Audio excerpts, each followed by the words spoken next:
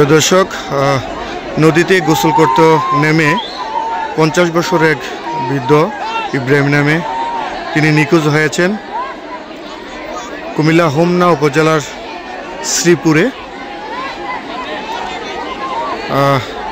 বেলা 12:30টার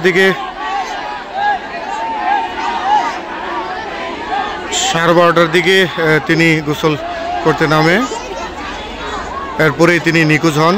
এখন এলাকাবাসী, fire service কাজ করছেন উদ্ধার কার্যক্রমে। হাজার হাজার মানুষ উৎসুক জনতার ভিড় করছেন দেখার জন্য।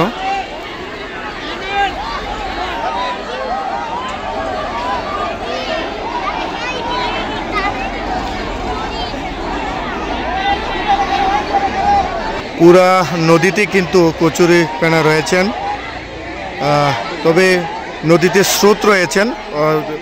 এলাকাবাসী ধারণা করছেন যে স্রোতে তাকে এক জায়গা থেকে আরেক জায়গায় নিয়ে যেতে পারে, সেজন্য কিন্তু এখানে যে উদ্ধার কার্যক্রমের জন্য তাকে খোঁজার জন্য যে জাল রয়েছেন সে জাল কিন্তু এনে তাকে দেখছেন, খুঁজছেন।